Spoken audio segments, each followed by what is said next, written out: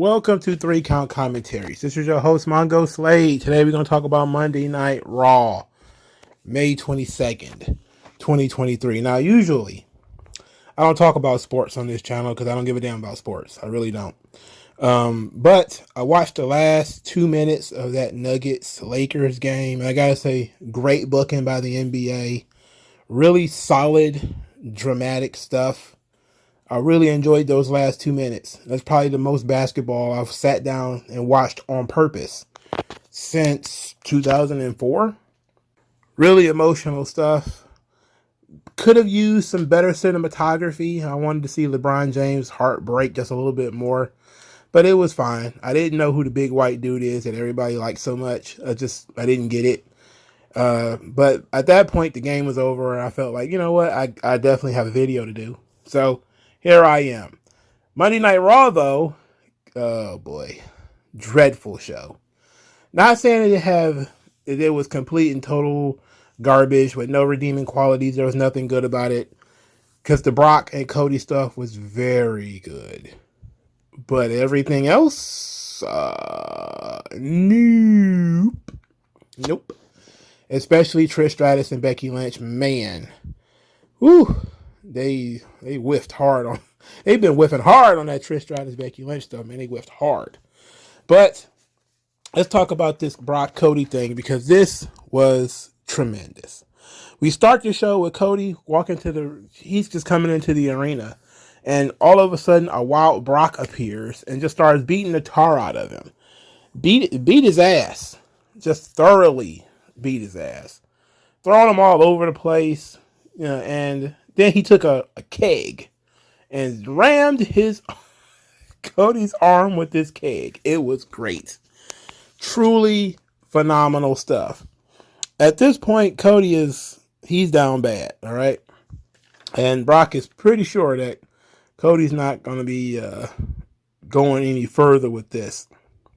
So Adam Pearce is trying to evaluate Cody. He can't get any word, even though Byron Saxton is spreading rumors that Cody's arm is broken. And we're like, oh no, that sucks. What are they gonna do? So later, this turd, Mustafa Ali, is cutting a promo. And he's talking about, it's a real serious promo too. Because they're serious when they're talking about their dreams. I've dreamed about this opportunity to be the Intercontinental Champion. And then all of a sudden, Brock Lesnar just walks right through the shot. And he turns around, looks at Mustafa Ali, get a life, kid. And I'm telling you, I was on the floor. Bruh. That's probably some of the funniest stuff that I've seen in a wrestling show in a long time. Man, that was comedy personified. With the point and everything, Mustafa Ali just could do nothing but walk off. Nobody is taking him seriously. Nobody cares about him. This is not about you. It's not your time. You're not the guy. You're not that guy. So Brock tells Mustafa Ali to go get a life. So he goes to get a life. And Brock goes to the ring. And Brock says, okay, so what do you want to talk about? Says that Cody is not going to be able to fight him at Night of Champions. He's not going to be able to meet him face to face tonight. But he's going to have an open challenge for anybody who wants to fight him at Night of Champions. And Cody answers the call. Now, I would be remiss if I didn't mention that Brock Lesnar had a feather in his cowboy hat during this. I don't know why it's there. I don't know what it's supposed to signify, but it's a feather in his cowboy hat. Anyway, Cody comes down to the ring. He's got his arm in a sling, and he's breathing all heavy. And he's going to get in the ring. He's got to fight that man. He's got to stand up for himself. He's got to get in the ring. He's got to fight that man. So he gets in the ring. Immediately gets mauled by Brock again and gets put in what they call the double wrist lock. It's a Kimura, but in the old days, the olden guys used to call it a double wrist lock. So he's tweaking the double wrist lock on him. Cody is screaming and everything is going great.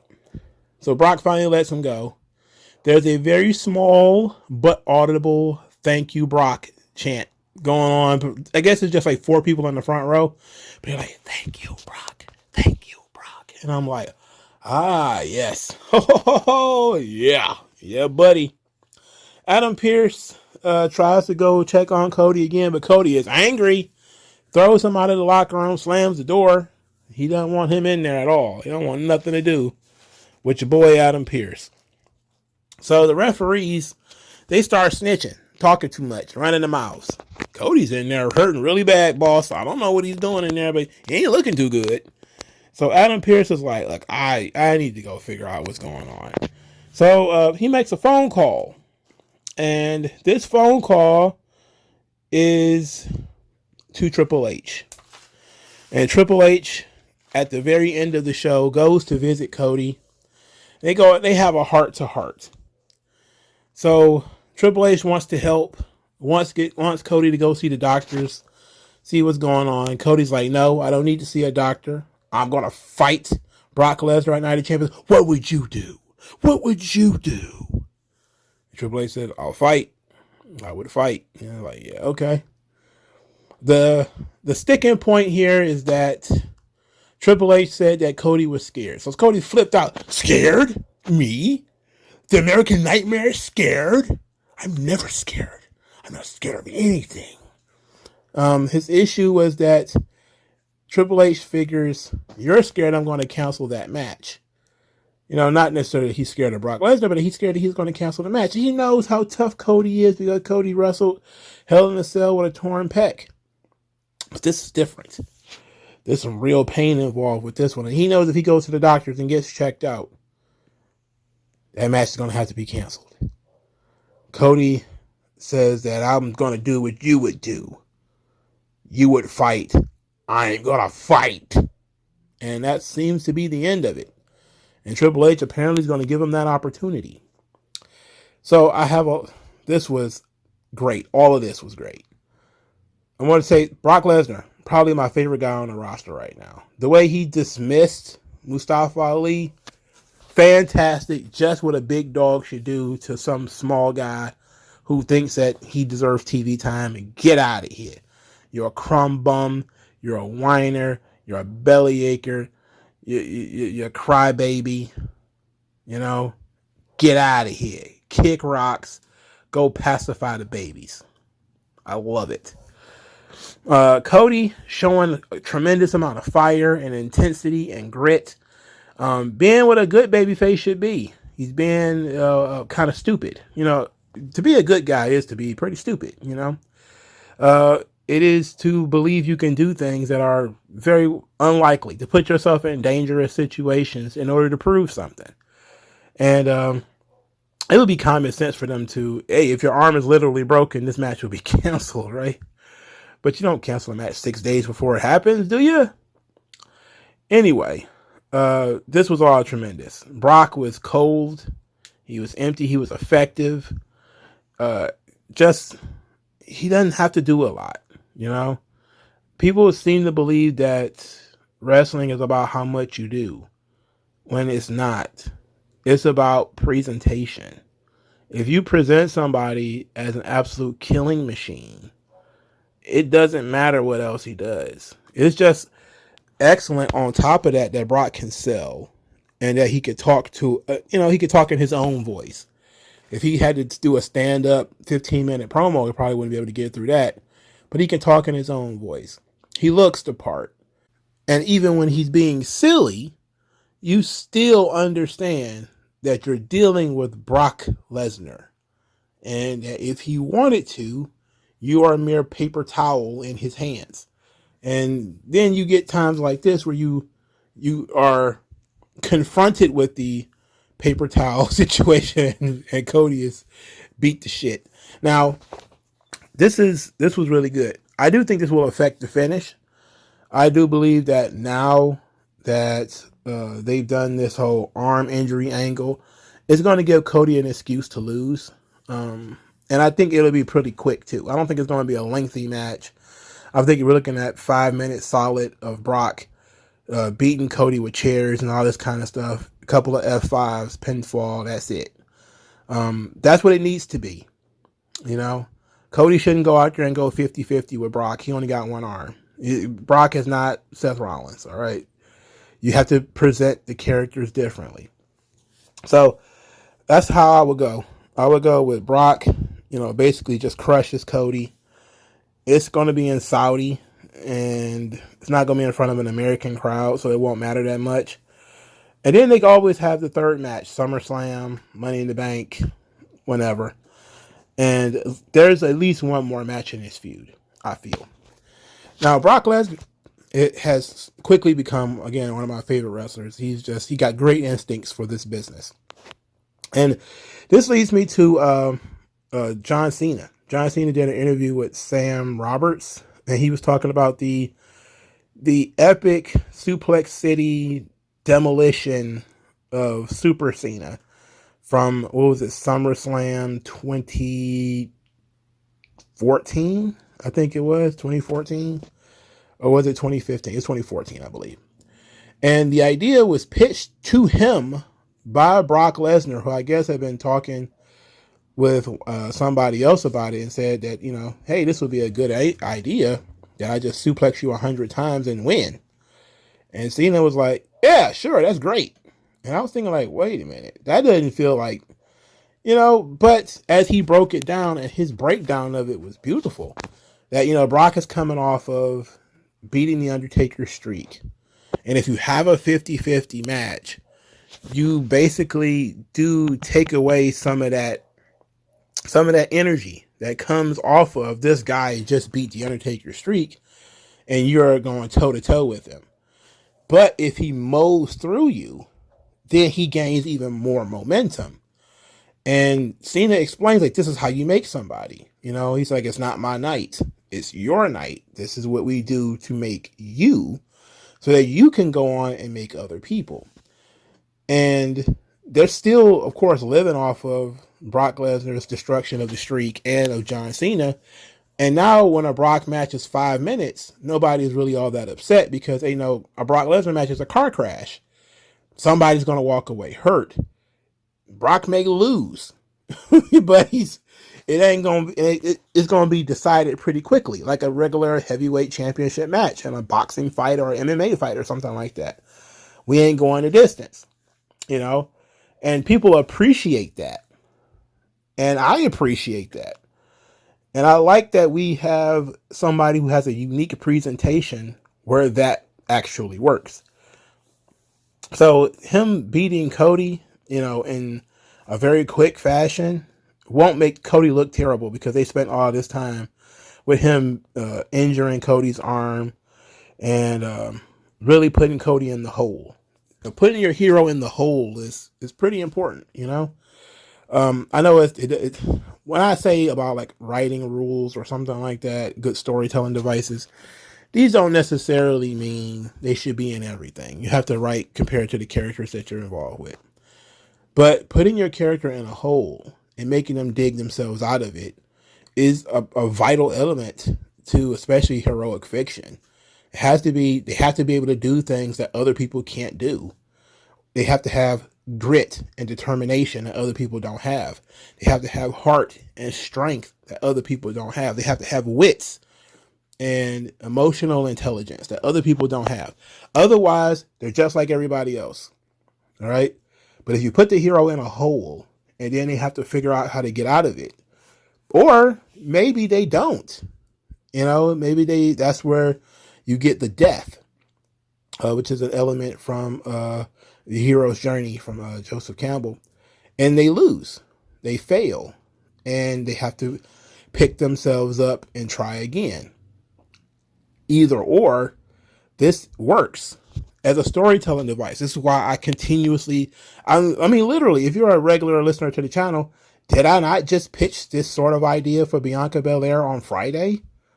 Injure her arms or legs or something so that she can be set back, so that she'll have something to overcome.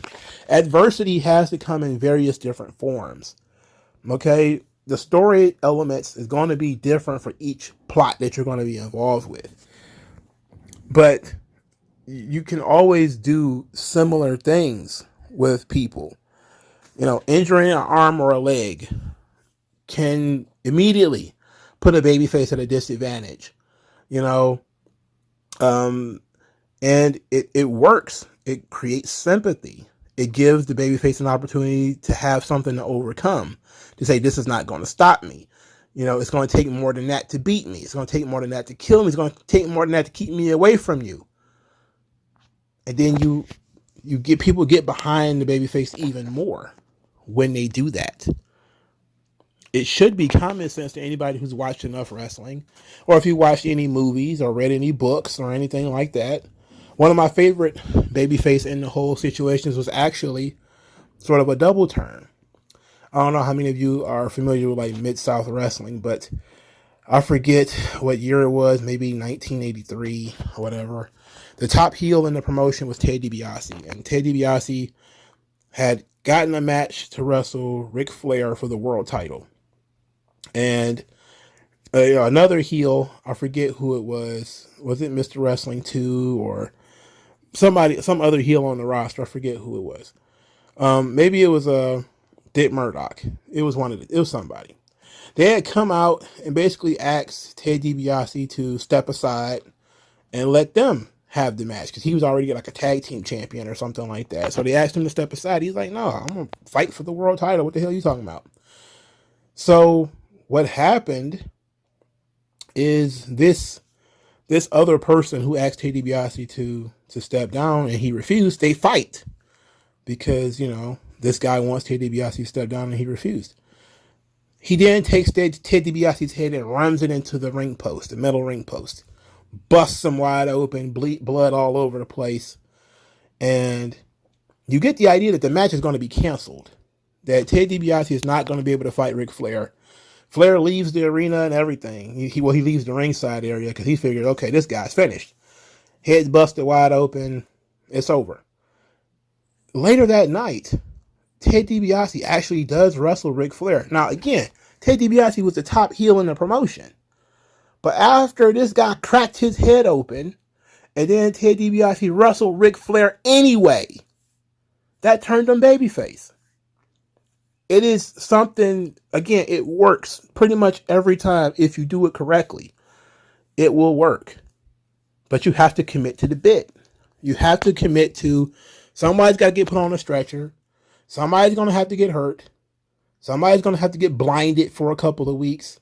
Somebody's going to have to get humiliated for a couple of weeks. I mean, that's the thing that I say that these shows have been absolutely dreadful, is because it's been a lot of 50-50. Not a lot of one person stands out, looks great, and is doing terrible things to somebody. No real reason to hate the heels. No real reason to like the baby faces. With the exception of Roman Reigns, who gives you a reason to hate him. The Usos give you a reason to hate them. Sami Zayn gives you a reason to like him. Cody gives you a reason to like him. Now, is that a surprise that the people who put a lot of emphasis on getting reasons to feel a certain way about them, they get the best reactions? It's not a surprise to me, because I understand how this shit works. But it ain't about matches, I can tell you that much. But all we get in this goddamn show is matches. Matches. God damn it. Moving on. Paul Heyman came out there and he said that he wasn't involved with Brock Lesnar's attack on Cody, which of course says that he is. And then said that that's just a taste of what Cody's going to get at Night of Champions. Then he said some stuff about Roman winning the tag team titles, which brought Sami Zayn and Kevin Owens out there. Kevin Owens dedicated their win at Night of Champions to the Usos. Sami Zayn said that, well, that's Night of Champions and we need to focus on tonight. Now, Kevin Owens dedicating the match to the Usos was pretty funny.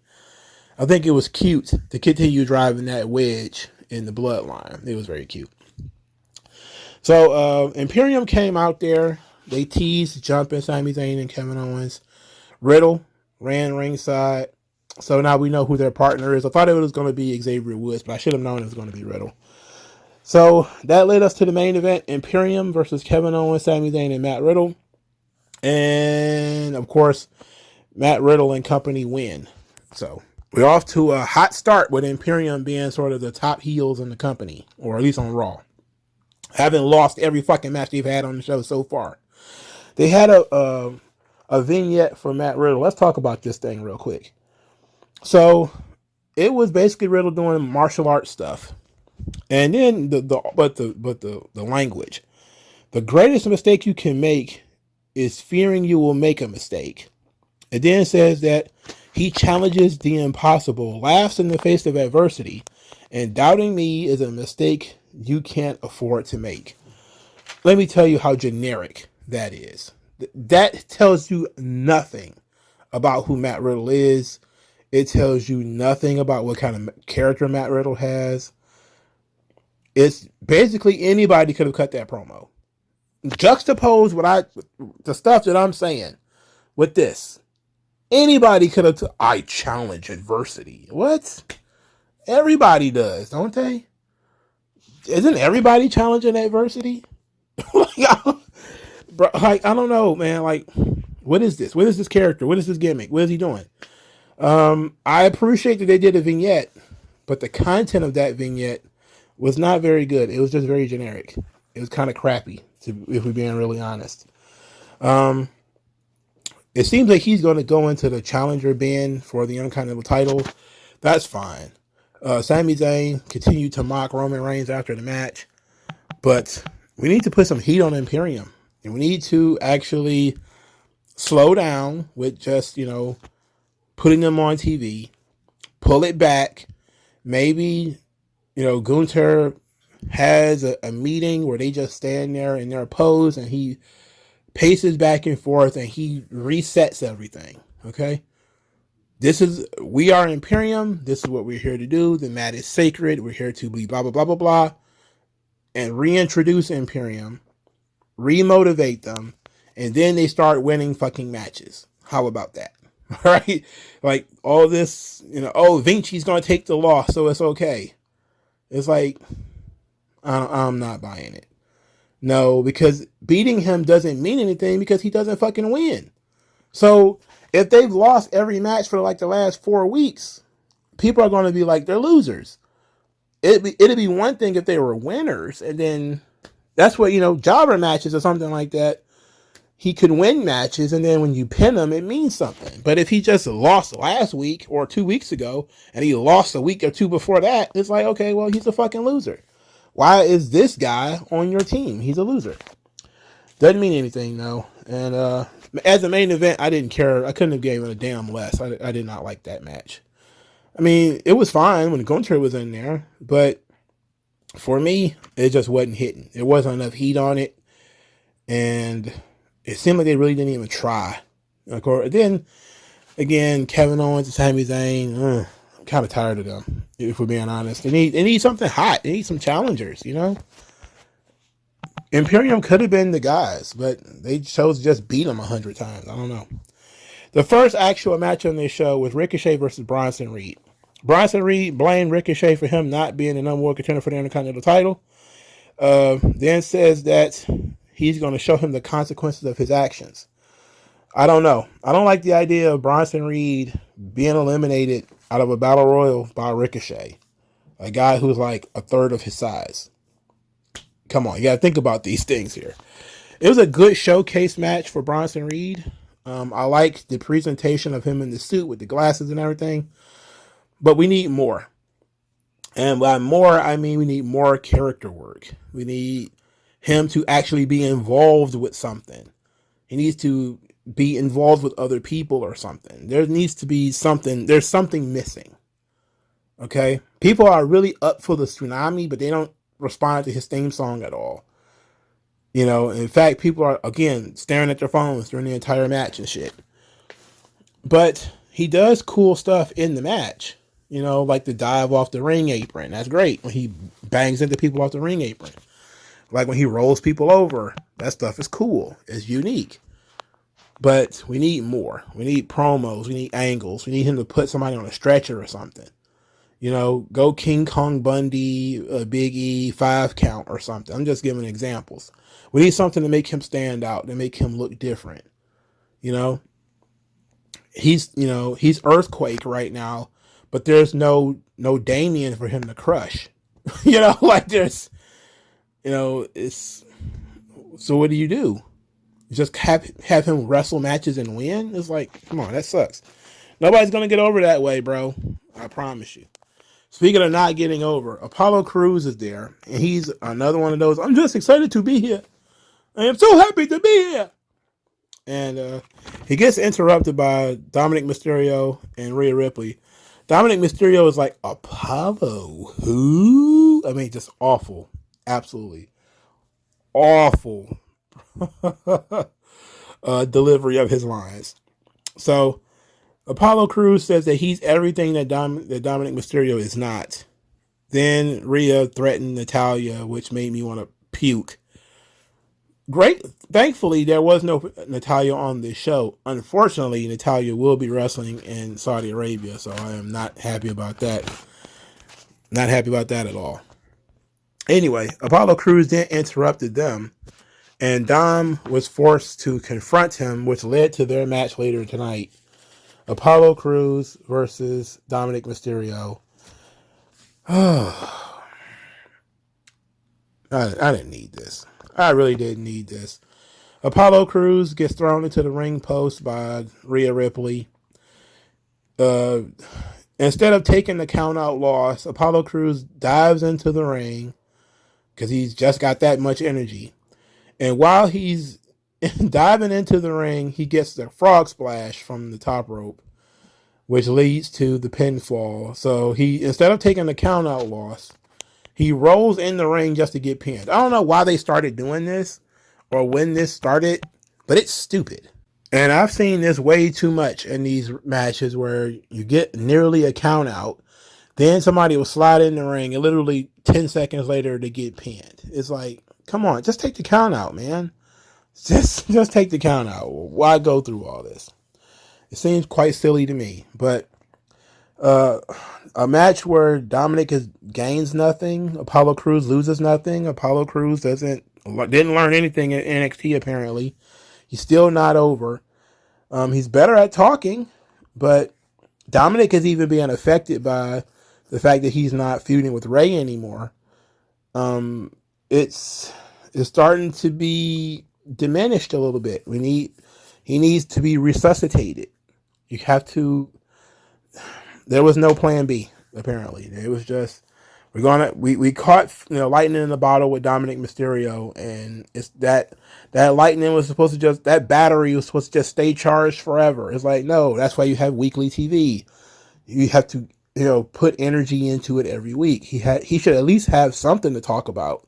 If he's an ex-con, we should at least be talking about that, Every week, he should be talking about how tough it was in jail for him. Or just something like that. Even if the element of him not being able to talk about his dad anymore and not fight his dad anymore, there are other elements to that character we should be working on in order to maintain his heat. But they're not. Now I guess they're worried about him outshining Rhea Ripley. So it's all about me. And okay. Now, Seth Rollins, we finish the Seth Rollins interview with Corey Graves. He says that the World Heavyweight Championship is an opportunity to do this the way it's supposed to be done. That he loves Roman Reigns, but he doesn't like him. There's a brotherhood between the two of them, but he doesn't like the person Roman has become or the champion that he is. That he's been poisoned by his own ego, that he's selfish, and he takes opportunities away from others. He says this championship is an opportunity for them to push the industry forward and to forget about Roman Reigns. Then he says that AJ Styles is one of the GOATs, but he's at the top of his game and he's feeling invincible. This was okay. They showed some clips here of the first match between Seth Rollins and Roman Reigns, which apparently was, Seth Rollins and AJ Styles, which apparently was from 2006. And I was like, oh, wow. I'm pretty sure they would have showed footage of them wrestling in WWE. I'm pretty sure they had matches in WWE. But they went back pretty far in order to find this. They also had a vignette for AJ Styles that I thought was pretty good too. Then they had the second part of this interview where Seth Rollins takes this a lot more seriously. But in doing so, he used the word that I am that makes me very unhappy. He used the word dream. He says that he was never pegged to be the guy that made him work harder than anybody else to get to this spot. Wrestling is his first love, and the World Heavyweight Championship is his opportunity to push it forward, to give wrestling all that he's got. He wants to create something that will live forever. And I was like, this is an opportunity to try to shed some of the crazier elements of the Seth Rollins gimmick. At the same time, though, I'm so tired of hearing about people's dreams and their childhoods, and oh God, we know you had Ultimate Warrior posters on the wall, you had the Jax action figures or the LGNs or the LJNs, or you played the video games, you had the plushie. We get it. God damn, we get it. It's like half the fucking roster got this same story. You know? Like, come on. You have to. But at the very least, they did so many of these video packages that they touched on kayfabe and non-kayfabe stuff. It went through his entire career. It could basically be put together as one big interview, and it'd probably be about 10 or 15 minutes. And it'd be pretty solid if you sat through the whole thing. But shooting it and then chopping it up was pretty good. Not having Seth Rollins wrestle in meaningless matches on TV was also very good.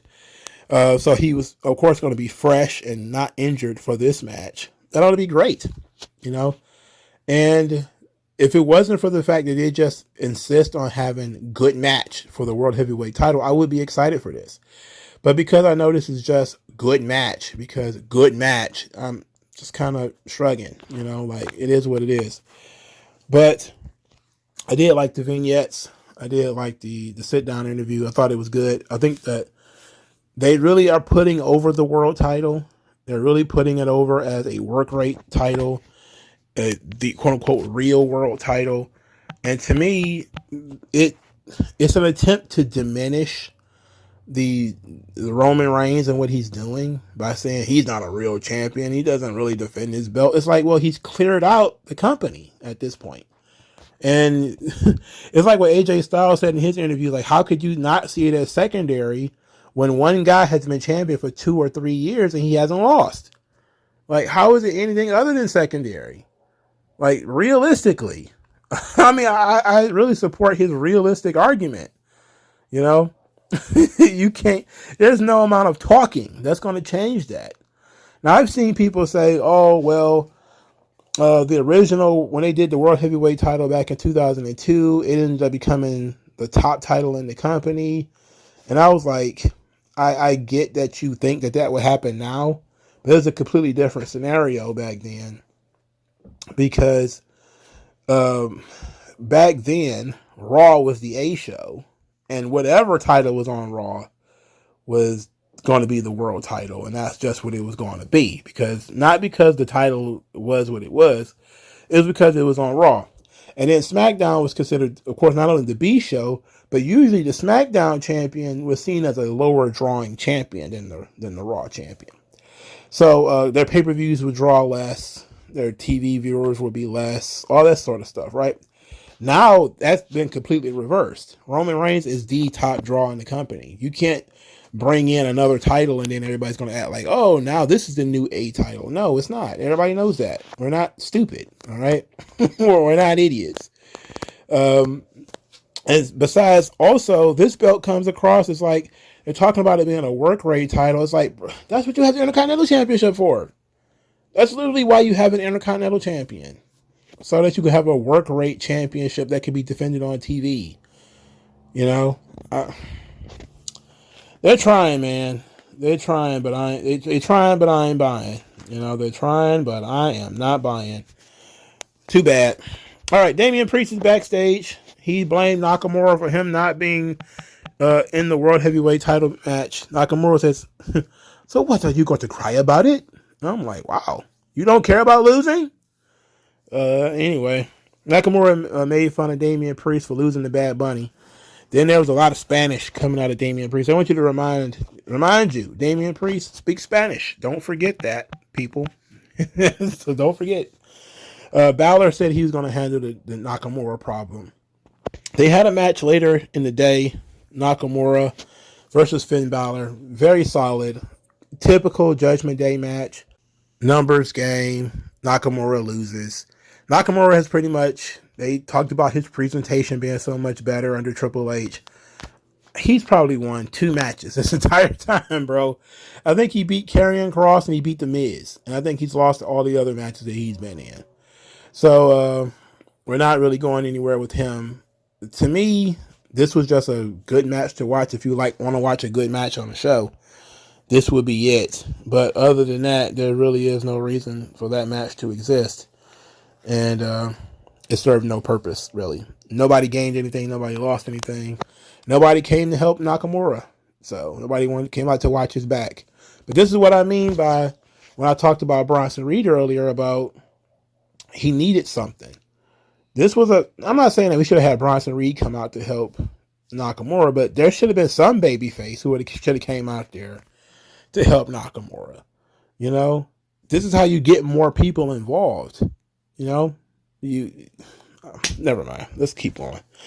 Candice LeRae versus Zoe Stark in a match to see who could have less charisma. The answer is probably Zoe Stark. So they had a promo segment, a vignette for Zoe Stark, where she talked about being clear and calculated and vicious, and she's going to tear apart our idols, and that the time for heroes is over. I don't believe her. I just don't believe it. I looked at her eyes. I don't believe it. Now, the vignette featured her in the gym. I mean, pretty much everybody's in the gym now. And I like that change. I like that the Triple H era is doing more vignettes. And I like that the Triple H era is doing more wrestlers in the gym, working out.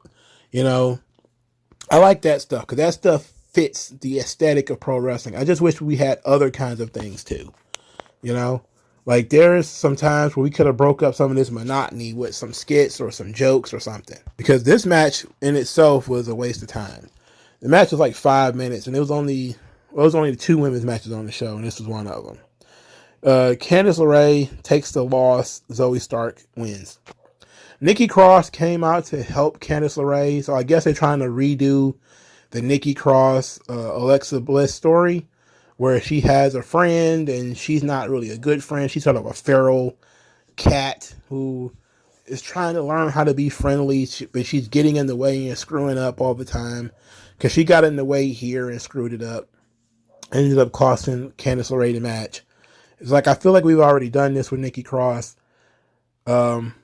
People keep telling me that Eric Young has been on the roster since September and he just hasn't been on TV, but he's been signed, which makes me smile.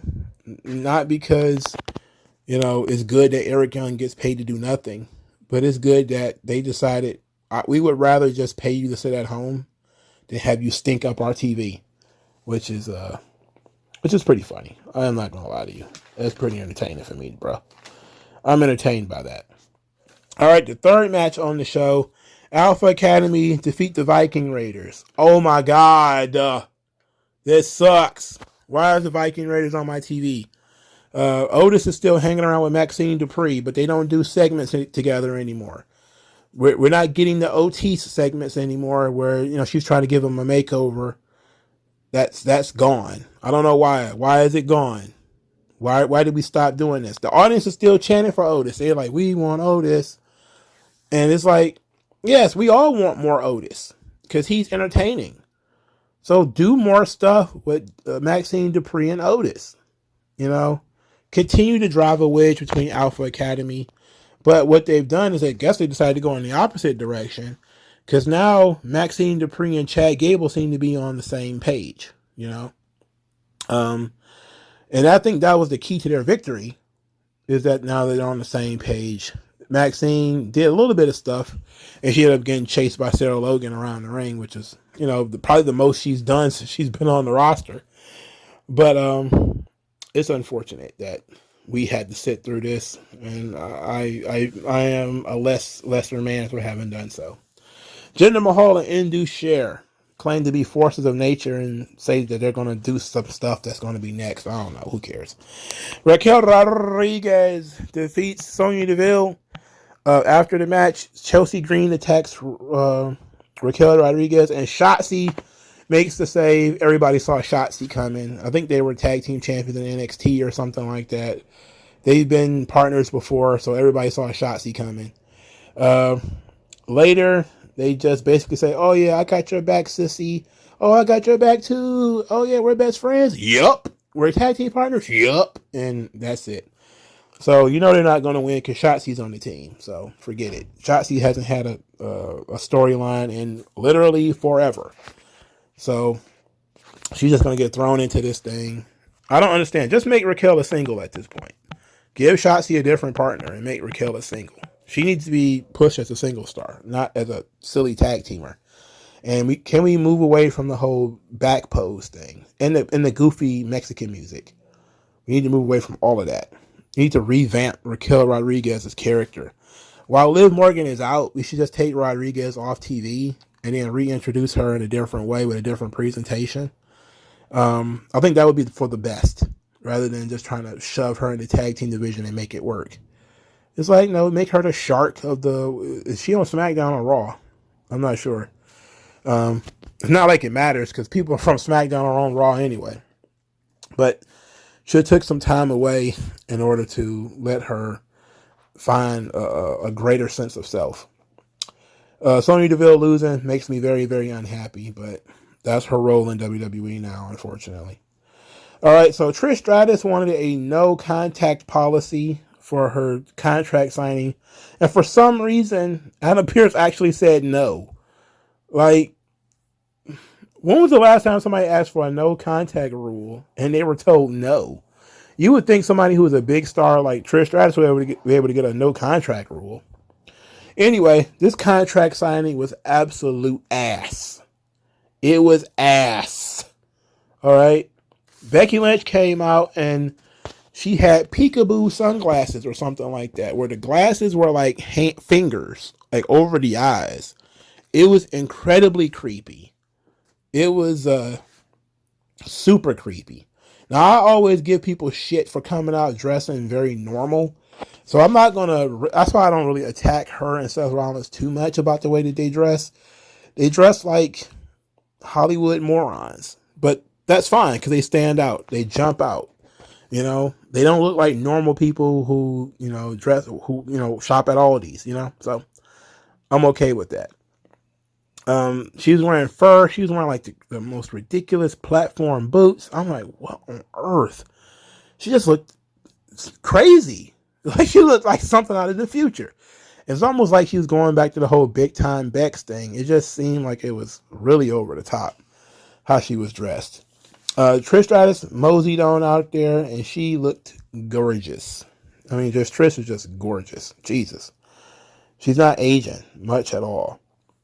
And then this promo battle, I guess you could say. Trish's part was particularly bad. It wasn't good at all. She talked about this being her first contract signing, but it still happened because of her. So Becky Lynch owes her a thank you. Then she said she was number one when she came in, and that she didn't have to break her nose to get there. She asked Becky Lynch what was going to happen when she lost. And then she said she got Becky Lynch figured out, that Becky Lynch is her own worst enemy. That there was always a name and a face for the badness in your brain. It was the face in the mirror. The delivery was not very good. The material is not very good. Just weak. Just very weak segment. Becky Lynch retorted by saying that she's not going to attack Trish Stratus because she wants Trish Stratus at full health. Then she says that Trish watched everybody else get better while she stayed the same, and that bothers her. Then says that she knows that she's not perfect, she being Becky Lynch, pronouns, pal, but she had the career that Trish Stratus wishes that she had. And her closing line was that if you thought barking like a dog was embarrassing, wait till you see what happens to you at Night of Champions. Woof, woof, bitch. And I like the woof, woof, bitch thing. I thought that was nice. Becky at least has some passion in her promo. She has some force in her voice. That's the one thing I will give Becky credit for. She tries. Man, God, she tries harder than anybody else, I think. I think the only person who really tries harder than Becky is Bayley. I think Bayley tries really, really hard too. And it sucks when they have bad material, when they have bad segments, because, at least they're giving it their all. When it comes to the other two four horsewomen, like Sasha or Charlotte, you could tell when they phoning it in and it doesn't matter, right? They don't give a shit. But Becky and Bayley almost never have that I don't give a shit, this doesn't matter sort of attitude.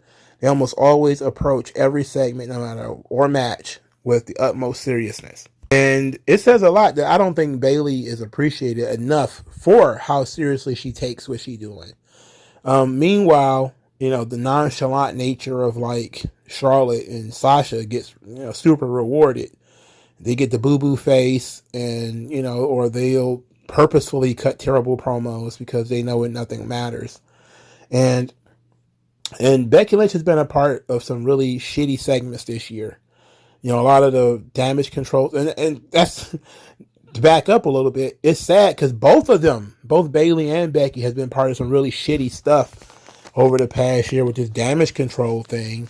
And now Becky's been bogged down with, this Trish Stratus thing. And look, they're trying. They're trying very hard. And that's the one thing I can say is Becky is trying. Trish is in a role she never really had to be in before. And she's been off for a long time, She hasn't been a heel in a long time. She hasn't had to stand and cut promos in a long time. There is an element of that is lost, over time. And there's no heat to her angle. Like, she's definitely giving you a reason to dislike her, but there needs to be more. And this is another situation where we probably should have put somebody with Trish in a situation where Becky has to fight two people, or at least fight one person to get to Trish. Then it would have been better, I think, if she'd have had like a heavy.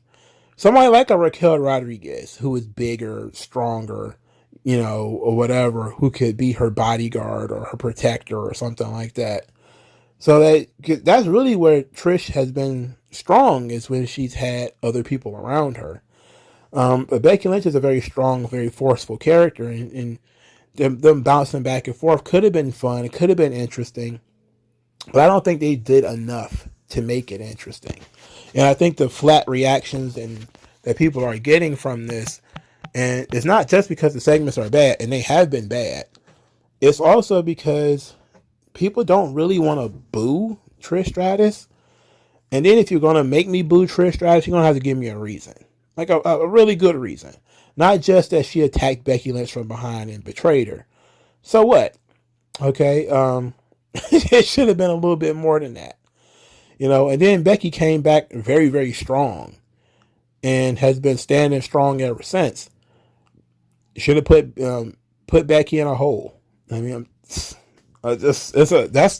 whenever a character is too strong and it's not believable that the heel can beat them, you have to put them in a hole. That's the best way to do it. You give Goku the heart virus. That's what you do. When the character is too strong and you don't believe that the opponent can really beat them, that's when you Nancy Kerrigan the motherfucker. Okay, and Becky's in that situation where nobody truly believes that Trish is a threat. She's being positioned as being older talent, and she's just here for one more run, or this is going to be her last match or something like that. You should really have juiced this by putting her with somebody else. Maybe having Trish try to challenge for the title, or threatening to challenge for the title, or saying that she's back for good or something like that. It would have been more interesting. That was just, spitballing here, because what they have been doing has not been very good, and it's very unfortunate. All right, so they're starting to book more matches, just matches. The Money in the Bank matches begin next week. They're going to start doing the qualifiers on Raw and SmackDown. Yippee! more matches without storylines, more reasons for guys to come out and wrestle, sure, but no storylines developing. Look at this roster right now. Who jumps out as you as a favorite for Money in the Bank? Nobody. Nobody really jumps out. Everybody's losing. The only people who aren't really losing are people who are about to wrestle for major titles.